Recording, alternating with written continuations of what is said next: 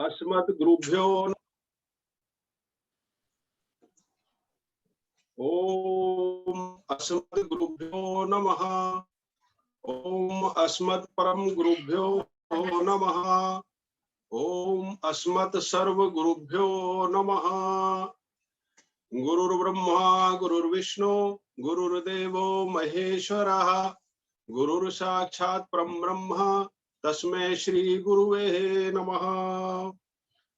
ओम श्री राधा कृष्णाभ्यां नमः। श्रीमते रामानुजाय नमः। लंबोदरम परम सुंदरम एकदंतम पीतांबरम त्रिनयनम परम पवित्रम उदय दिवाकर निभोजल कांति कांतम विघ्नेश्वरम सकल विघ्नहरम नमामि। ओम श्री गणेशाय नमः।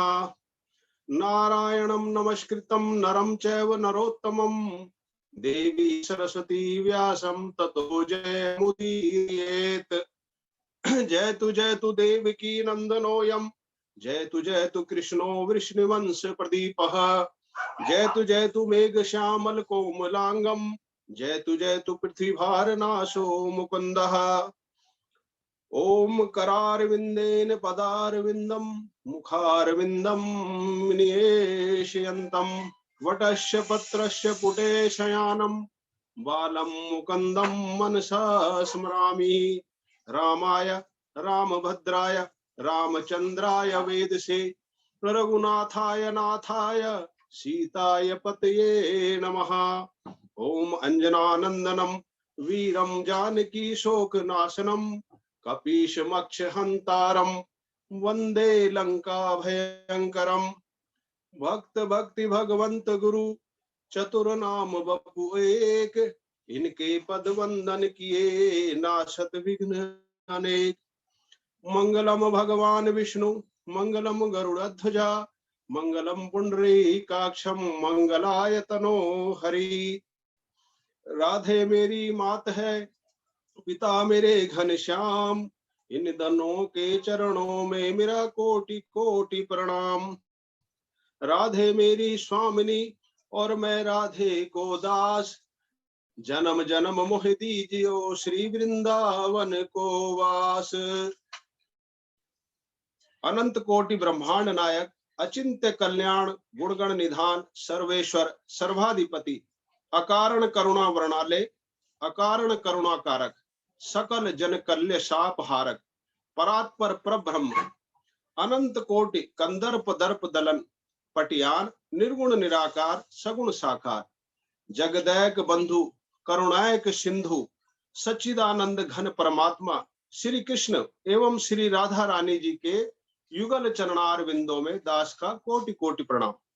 समस्त उपस्थित भगवत भक्तजन भागवत कथा अनुरागी सज्जनों शक्तिमयी मात्र शक्ति भगनी बांधवों जूम ऐप के माध्यम से जुड़े हुए मेरे सभी साथियों भगनी बांधवों और सभी जितने भी लोग मुझे सुन रहे हैं गुरुदेव के चरणों में प्रणाम कोटि कोटि। और सबको प्रणाम करते हुए इस समस्त संसार में जितनी आत्माएं विराजमान है उन सभी के चरणों में बार बार प्रणाम। सिया राम मैं सब जग जानी करहूं प्रणाम जोर जुग पानी। सिया राम मैं सब जग जानी करहूं प्रणाम जोर जुग पानी।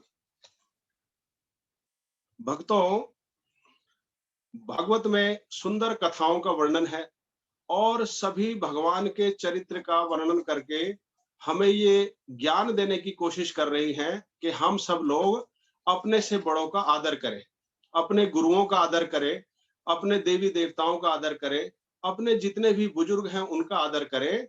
और इसी संबंध में एक बड़ी सुंदर कथा भागवत में आई है, भक्त वृत्तासुर की कथा। भक्त वृत्तासुर इसीलिए कह रहा हूं क्योंकि वृत्तासुर एक राक्षस होते हुए भी भगवान विष्णु का परम भक्त थे और भगवान के चरणों में उनकी भक्ति के कारण उनको राक्षस रूप होते हुए भी अपने पिछले जन्मों के अच्छे कर्मों के कारण अपने पिछले जन्म के भगवान के चरणों की भक्ति के कारण उनको उस जन्म में भी अद्भुत ज्ञान था कि उन्होंने उसको कैसे वर्णन किया, कैसे उसको अपने जीवन में जिया, ये आपके सामने में रखने जा रहा हूं।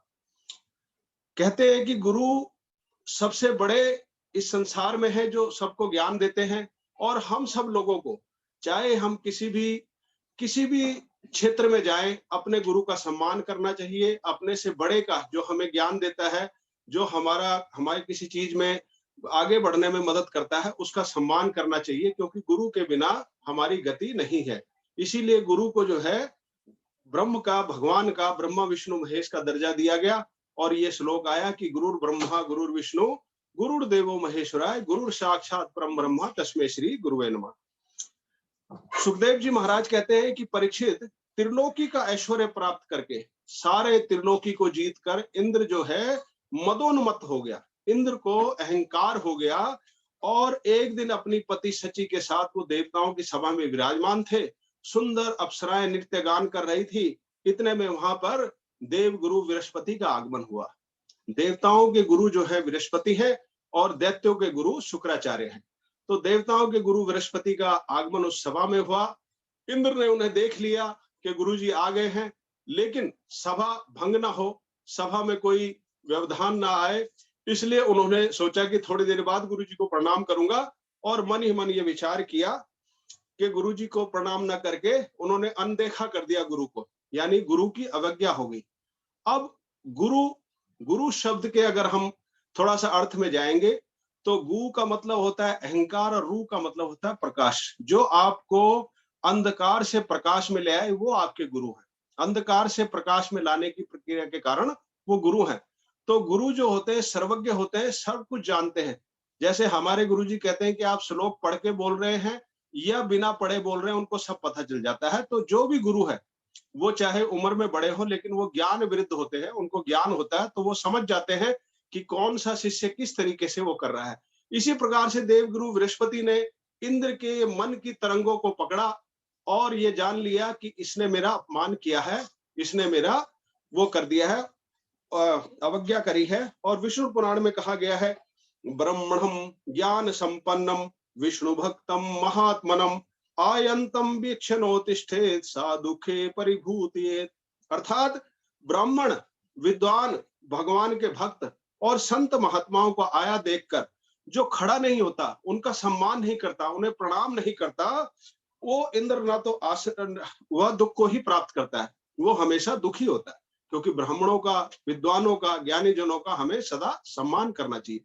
ये हमें भी सीखना चाहिए और अपने बच्चों को भी, आने वाली पीढ़ियों को समझाना चाहिए कि जब भी हमारे सामने कोई विद्वत जन आए, गुरु आए, आचार्य आए, बड़े आए या ब्राह्मण आए, तो उनको प्रणाम अवश्य करें। वो अवश्य आपको कुछ ना कुछ देंगे, आपसे कुछ लेंगे नहीं। तो इंद्र ने तो ना तो गुरुजी को आसन दिया और ना उनके सम्मान में खड़ा हुआ।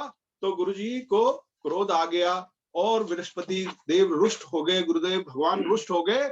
और रुष्ट होके उन्होंने तुरंत इंद्र सभा का त्याग कर दिया। इंद्र की सभा से वो अंतर्ध्यान हो गए।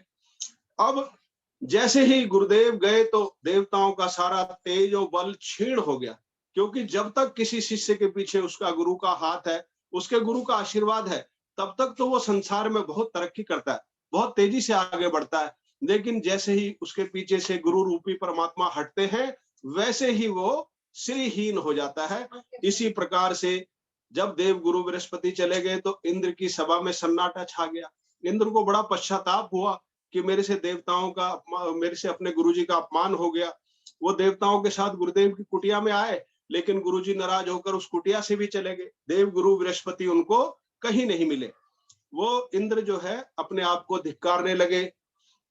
ये पारमेष्टम धिष्णमधिष्ठन न कंचन प्रतिष्ठेति गुरु धर्मा तेना परमं विदु। और यह कहता है कि सार्वभौम सिंहासन पर बैठा हुआ, सार्वभौम मतलब बड़े ऊंचे सिंहासन पर जिसकी बड़ी ताकत है, सम्राट अगर किसी के आने पर ना खड़ा हो तो वो वास्तव में धर्म को नहीं जानता।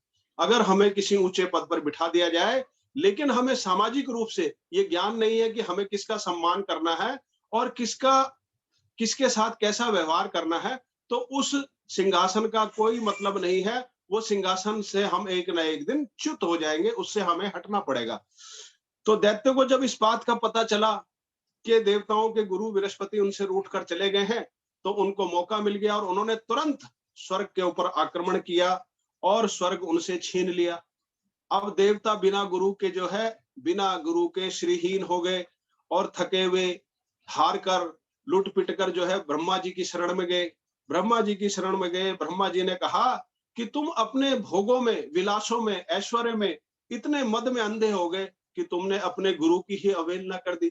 गुरु की अवहेलना कभी नहीं करनी चाहिए हमारे को जीवन में, और गुरु का मान जो है भगवान से भी ऊपर रखकर हमें चलना चाहिए, तभी हमें कुछ प्राप्त हो सकता है। न विप्र गोविंद गवीश्वराणाम भवन्त्य भद्राणि नरेश्वराणाम। क्योंकि जो ब्राह्मण गाय और गोविंद की आराधना करता है उसका कभी अमंगल नहीं होता।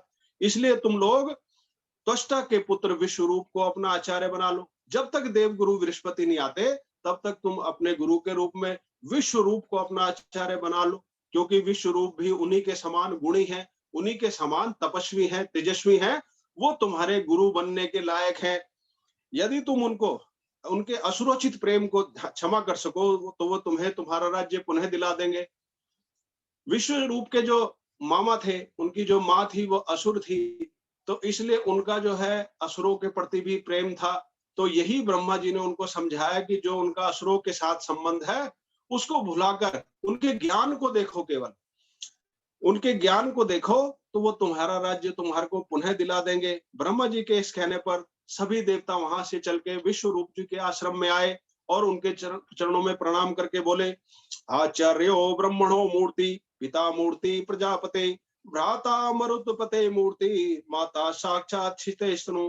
अर्थात आचार्य वेद की मूर्ति है, पिता ब्रह्मा की, भाई इंद्र की, और माता साक्षात पृथ्वी की मूर्ति है। बेटा विश्वरूप, दैत्यों ने हमसे हमारा राज्य छीन लिया है और इस दुख से हम बहुत दुखी हैं। हम आपकी शरण में आए हैं। आप अपने तपोबल के प्रभाव से हमें अपना राज्य पुनः दिलाइए। हम आपका आचार्य के रूप में वर्ण करते हैं, आप हमारे गुरु के रूप में आइए। विश्व रूप ने कहा, देवताओं, मुझे ये पुरोहिती का काम, ये ब्राह्मण बनने का काम बहुत पसंद नहीं है। ये कर्म अत्यंत निंदनीय है। कर्म विपाक संहिता में क्या लिखा हुआ है इस कर्म के बारे में? पौरीहित्यम याचकतम मठाधिपत्यम में च करोति यदि देवोपि स्वानि योनि समश्नुते। पुरोहिती का काम करना, ब्राह्मणी का काम करना, याचना का काम करना, मठाधीश का काम करना, यदि देवता भी इस काम को करेगा तो एक दिन अपने उसका अगला जन्म श्वान का होगा, कुत्ते का होगा। इसलिए ये काम हमें नहीं करने चाहिए। पंचतंत्र में भी कहा गया, नरकाय मतिश्चेत पौरिहित्यम समाचरः वर्ष यामन किमनेन मठा चिंता दिनत्रयम्। जिसकी नरक में जाने की इच्छा हो, जो नरक में जाना चाहता है, वो 1 वर्ष के लिए सिर्फ पुरोहिताई का काम कर ले, दूसरे के पंडित बनकर काम करे, अथवा 3 दिन के लिए किसी मठ में जाके मठाधीश बन जाए, तो परम पूज्य दोस्तों वो नरक में जाएगा। इसलिए विश्व रूप निज ने कहा कि मैं तुम्हारा आचार्य नहीं बन सकता, मैं तुम्हारा गुरु नहीं बन सकता। परम पूज्य गोस्वामी जी महाराज जी ने कहा है, तुलसीदास जी ने कहा है, पुरोहितः कर्म अति मंदा, वेद पुराण स्मृति करि निंदा। कि वेद पुराण और स्मृतियों ने भी पौरिहित्य कर्म की निंदा की है। ब्राह्मण का कर्म कभी नहीं करना चाहिए, क्योंकि जिस घर में भी जाकर हम ब्राह्मण के कर्म को करते हैं, अवश्य उस घर का कोई ना कोई कष्ट अपने घर में लेके आ जाते हैं। और आजकल के ब्राह्मण जो है तपश्चर्या भी नहीं करते। ब्राह्मणों के लिए 3 काम आवश्यक बताए। क्या बताए? त्रिकाल संध्या करना, तीनों कालों में, सुबह, दोपहर, शाम को, रात को भगवान का ध्यान करना। लेकिन आजकल के ब्राह्मण कोई काम नहीं कर रहे, सिर्फ उनको पैसे कमाने हैं और उस पैसे के लिए वो किसी के घर में जाके कर्म कांड कर देते हैं। तो इस कर्म कांड के कर्म का विश्व रूप जी ने खंडन किया।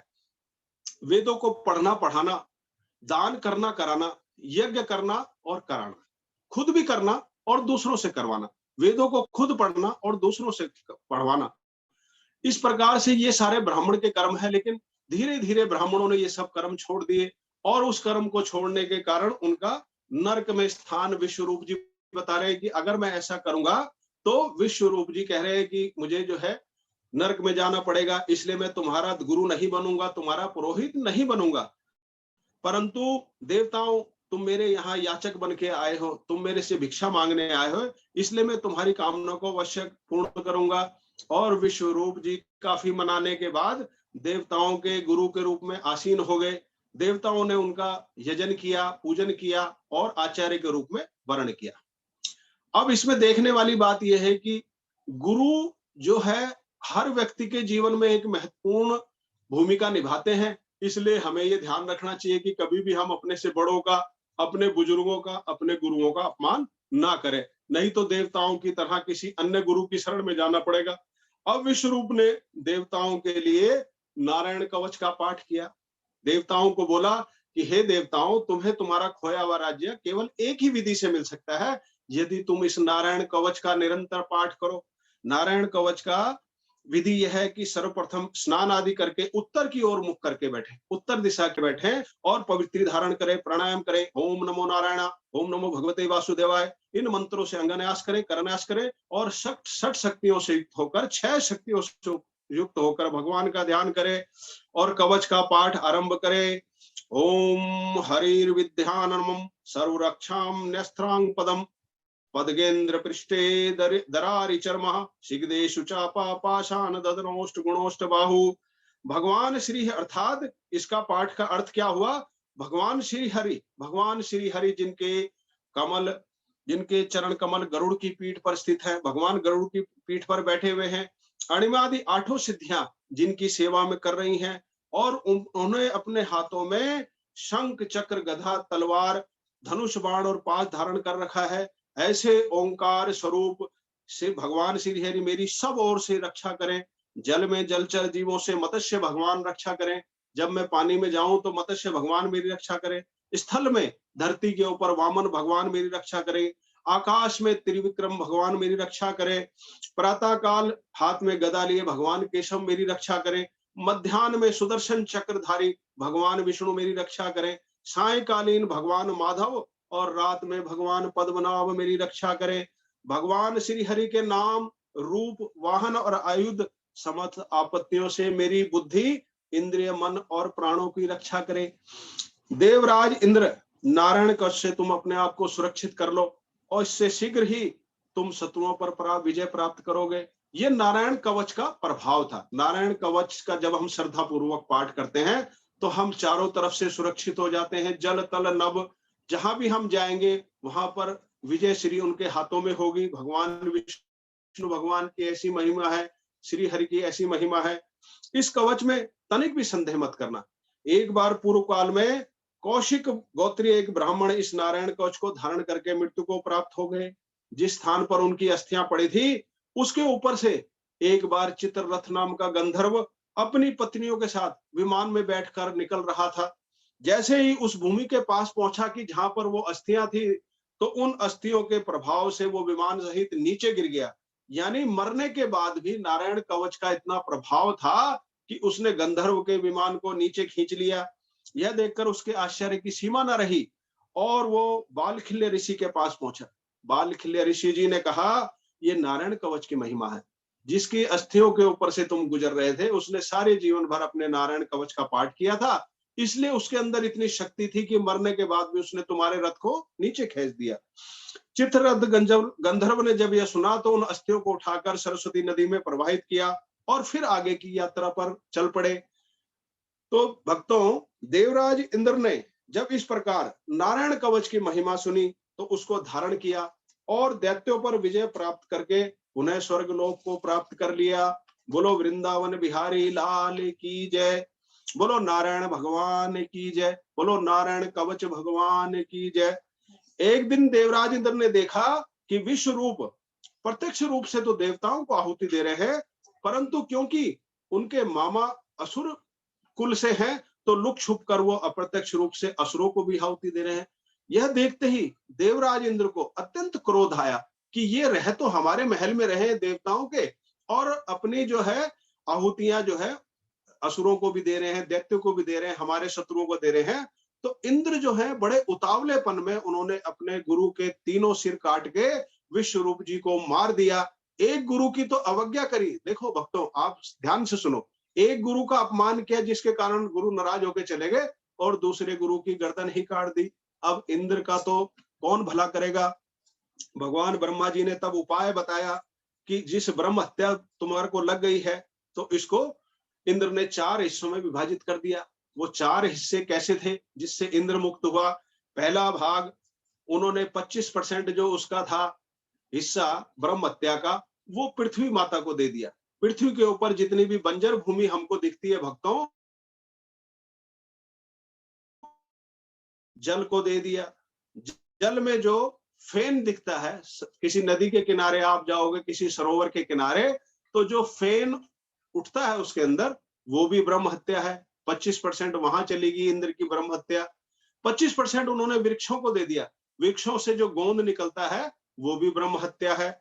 और 25% जो बचा, अब 75% ब्रह्म हत्या का समन हो गया, वो 25% उन्होंने स्त्रियों को दे दी, जो स्त्री योनि है उसको दे दी। उनमें ऋतु धर्म के रूप में ब्रह्म हत्या दिखाई देती है। उन्होंने वरदान वरदान भी दिया कि ऋतु धर्म के पश्चात भी तुम्हारे शरीर का हास नहीं होगा। इसी प्रकार से भूमि को वरदान भी दिया कि तुम्हारे ऊपर कितने भी गड्ढे कर दिए जाए पर वो अपने आप भर जाएंगे समय के हिसाब से। जल को वरदान दिया कि झरनों तथा नदियों के रूप में सदा तुम्हारी वृद्धि होती रहेगी, तुम जीवों को तृप्त करते रहोगे।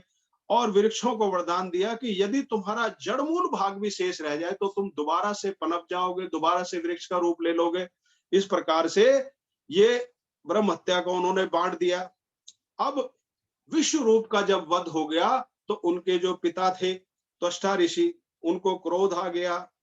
विश्व रूप के पिता जो है उनको बहुत क्रोध आया और उन्होंने कहा कि इंद्र की इतनी हिम्मत है कि उसने जो है मेरे पुत्र का ही वध कर दिया। पहले तो यहाँ आए मांगने के लिए कि इनको हम में वध करने दो, जब वो आचार्य बन गए, जब गुरु बन गए, तो उन्होंने जो है उतावलेपन में उनकी हत्या कर दी।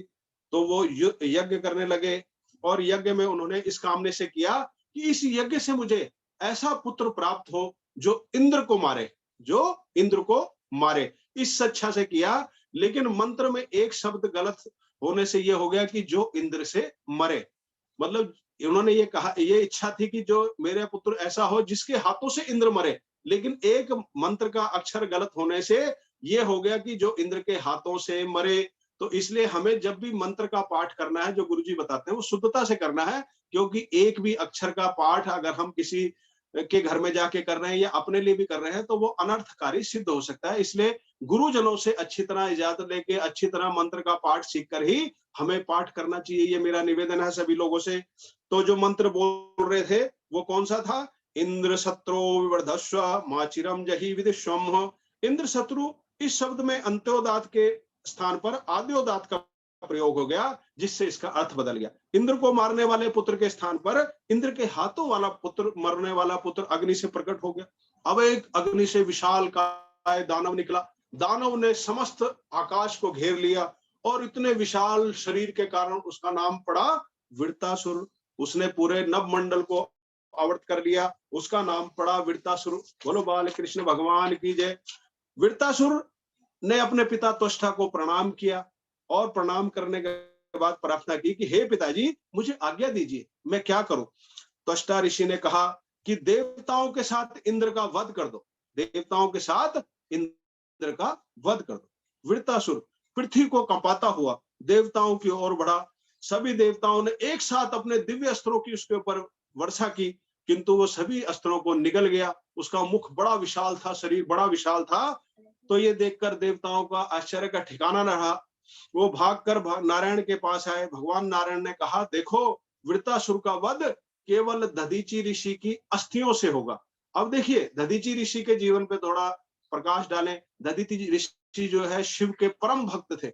महामृत्युंजय और शिव मंत्रों का जाप करने से उनकी हड्डियों में ऐसी ताकत आ गई थी कि वो वज्र की बन गई थी। तो भगवान नारायण को यह रहस्य पता था कि परम शिव भक्त जो दधीचि हैं, उनकी अस्थियों से अगर हथियार बनाया जाए, अगर वज्र बनाया जाए, तो इस वृत्तासुर को मारा जा सकता है।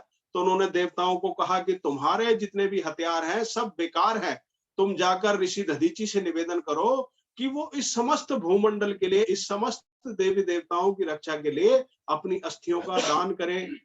ये भक्ति में कितनी ताकत है कि एक भक्त दधीचि की जो हड्डियां हैं वज्र की बन गई हैं, वज्र की बन गई हैं। आज लोग पूछते हैं कि भक्ति से क्या होता है, तो उसका ये जवाब है कि देखिए, भक्ति से दधीचि ने अपनी हड्डियों को वज्र का कर लिया और एक दिन देवताओं को भी उनके दरवाजे पर भिक्षा मांगने के लिए आना पड़ा। भगवान नारायण के ऐसा कहने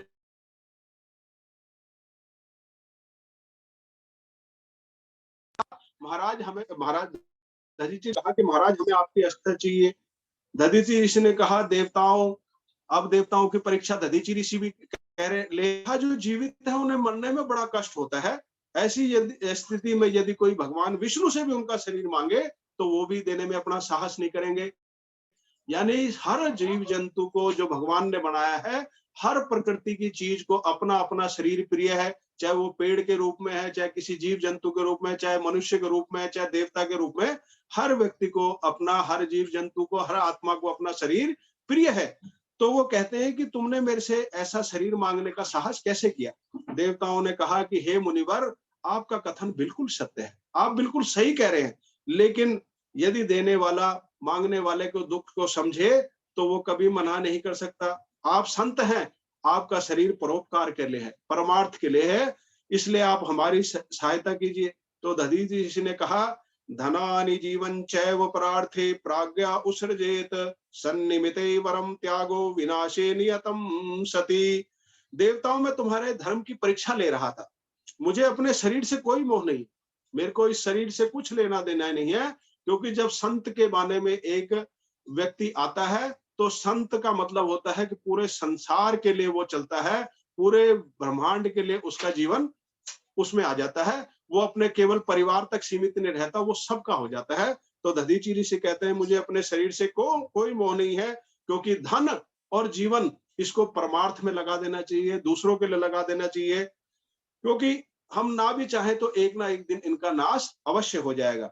ऐसा कहकर दधीचि ऋषि ने भगवान का स्मरण करके शरीर को त्याग कर दिया। देवताओं ने उनकी अस्थियों से वज्र बनाया और असुरों से युद्ध करने चले आए। देवताओं को आते देखकर असुरों ने बड़ी भारी चट्टान और वृक्षों से देवताओं पर प्रहार करने आरंभ कर दिए। बड़ा भीषण संग्राम छिड़ गया, चारों तरफ युद्ध छिड़ गया। एक तरफ दैत्यों की विशाल सेना और विशाल जो दैत्य थे अपने वृत्तासुर खड़े हैं, दूसरी तरफ इंद्र और देवता जो पहले ही हार चुके थे, अब बड़ी मुश्किल से भगवान नारायण का कहना मानकर वज्र लेकर हाथ में खड़े हैं। परंतु देवताओं को खरोच तक नहीं आई और दैत्य भयभीत होकर वहां से भागने लगे। वृत्तासुर ने दैत्यों को रोकने के लिए उपदेश किया, जातस्य मृत्यु ध्रुवा ईशा सर्वता प्रतिक्रिया यस्य न चेह कृलिप्ता लोको यशाश्च ततो यति अयुमो को ना मृत्यु ना वर्णित युक्तम। असुरों, जिनका जन्म हुआ है उनकी मृत्यु अवश्य होगी। अब वृत्तासुर उनको समझा रहे हैं कि जिसका जन्म हुआ है उनकी मृत्यु जरूर होगी, तुम इन देवताओं के सामने से भागो नहीं, डट कर युद्ध करो, इस मृत्यु को टाला नहीं जा सकता। यदि इस प्रकार की मृत्यु के द्वारा उत्तम लोग और यश की प्राप्ति हो रही है तो कौन पुरुष है जो इस प्रकार की मृत्यु का वर्णन न करना चाहे। अगर युद्ध में तुम शहीद होते हो तो वीर गति को प्राप्त करोगे, तुम्हारा नाम होगा। संसार में दो प्रकार की मृत्यु ही दुर्लभ है, एक योगियों की जो योग बल से भगवान को प्राप्त करते हैं, और दूसरी योद्धाओं की जो धर्म युद्ध में अपने शरीर का त्याग करते हैं। श्री कृष्ण भगवान ने अर्जुन को गीता में कहा था, जातस्य ही ध्रुवो मृत्यु ध्रुव जन्म मृतस्य च, कि कोई भी जो जन्म लिया है जिसने, उसकी मृत्यु अवश्यम भावी है, वो मरेगा। इसलिए हे अर्जुन, तुम खड़े होकर युद्ध को करो, क्योंकि ये युद्ध तुम्हें स्वयं प्राप्त हुआ है, तुम क्षत्रिय के रूप में हो, इसलिए क्षत्रिय की तरह युद्ध करो। इस प्रकार उपदेश को सुनकर अर्जुन तो युद्ध के लिए तैयार हो गया, क्योंकि अर्जुन जिज्ञासु था और उपदेश का अधिकारी था। तो अर्जुन ने क्या कहा, शिष्ये तम साधिमाम तम प्रपन्नः, प्रभु मैं आपका शिष्य हूं, मुझे आज्ञा दीजिए, मैं क्या करूं। पर यहाँ दैत्य जिज्ञासु नहीं थे, इसलिए वो उपदेश सुनकर युद्ध के लिए तैयार नहीं और वहां से भाग खड़े हुए। भागते हुए असुरों पर देवता अस्त्र शस्त्रों की वर्षा करने लगे।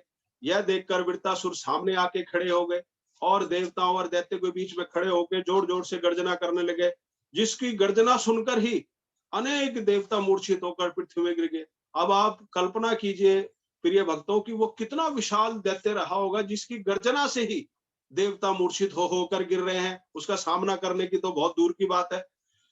पैरों से रोनता हुआ वो इंद्र की ओर बढ़ा और इंद्र ने आते हुए वृत्तासुर को देखा तो हाथ में गदा उठाई और वृत्तासुर पर चला दी। असुर ने अपने बाएं हाथ से ही गदा को पकड़ लिया और ऐरावत हाथी पर प्रहार किया। इंद्र के ऐरावत हाथी का मस्तक विदीर्ण हो गया और वह पृथ्वी पर गिर गया। इंद्र ने अपने अमृतमयी हाथ से उसका स्पर्श करके उसको जीवित कर दिया और फिर से युद्ध करने के लिए खड़ा हो गया। अब वृत्तासुर इंद्र से कहते हैं, इंद्र तूने 3 लोगों की हत्या की है, ब्राह्मण, अपने गुरु और मेरे भाई की।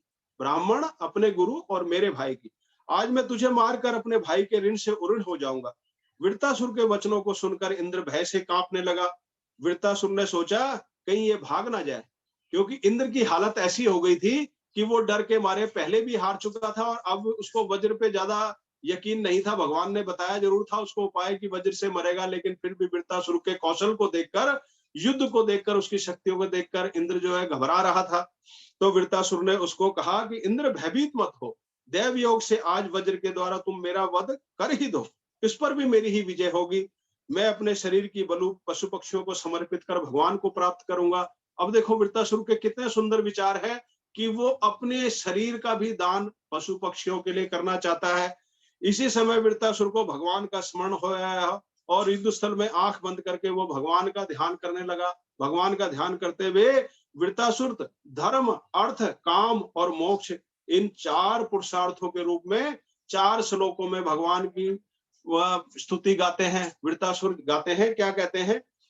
अहम हरे पादेक मूलम दासानुदासो भवितास्मि भूया मनः समृता सुपुतैर्गुणास्ते गृणीत वाका कर्म करोतु काया धनाक पृष्ठम न च पारमेष्ठ्यम न सार्वभौमम न रसाधिपत्यम न योग सिद्धि रपुनर्भवम वा समंजस्वा विरहय कांक्षे अज्ञात पक्षा इव मातर खगा स्तन्यम यथा वत्सरा क्षुधार्ता प्रियम प्रिय व्यवसितम विषण्णा मनोर्विंदा छदि रक्षते त्वाम ममोत्तम श्लोक जनेषु संख्यम संसार चक्रे भ्रमत स्वकर्म भी त्वन्मायात्मा मझधार गेहे स्वशक्त चित्त शननाथ भूया अहम हरे त्वा पादेक मूलम दासानुदासो भवितास्मि भूया अहम हरे त्वा पादाक मूलम दासानुदासो भवितास्मि भूया। अब वृत्तासुर भगवान की स्तुति कर रहे हैं कि हे भगवान, हे श्री हरि, मैं आपके दासों का भी दास बनूं।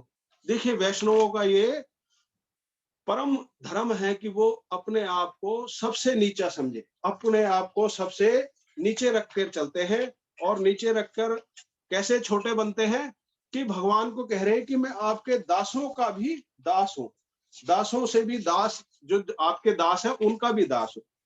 तो किसी कवि ने इसमें बहुत सुंदर लिखा कि राई के टुकड़ा करो 20 और पाछे पुनः ताके टुकड़ा करो 20, ताते भी नन्हे भयो तब मिले जगदीश। कि एक राई का टुकड़ा जो छोटा सा होता है उसके 20 टुकड़े करो और उस 20 के भी पुनः 20 करो। अब देखो कितना सूक्ष्म वो दाना हो जाएगा और उससे भी नन्हे भयो, यानी अपने को इस संसार में सबसे छोटा समझ के चलोगे तब मिले जगदीश के भगवान की प्राप्ति आपको तुरंत हो जाएगी। हम सब लोग अपने अहंकार में अपने आप को बड़ा समझते हैं, अपने आप को जो है दूसरों से श्रेष्ठ समझते हैं, अपने आप को ज्ञानी समझते हैं, कोई अपने आप को कुछ समझते हैं। इस कारण से, अहंकार के कारण हम जो है भगवान से सदैव दूर पड़े रहते हैं। हमारी बुद्धि के ऊपर एक पर्दा पड़ा रहता है जिसके कारण हम अपने आप को श्रेष्ठ समझते हैं। लेकिन जब तक हम अपने अहंकार के पर्दे को गिराकर और सबसे छोटे ना बन जाएंगे तब तक हमें जगदीश की कृपा नहीं मिलेगी। बहुत सुंदर लिखा है कि ताते भी नन्हे भयो तब मिले जगदीश, की उससे भी छोटे जब आप हो जाओगे तो जगदीश मिलेंगे। अब उसने क्या कहा, प्रभु मुझ पर ऐसी कृपा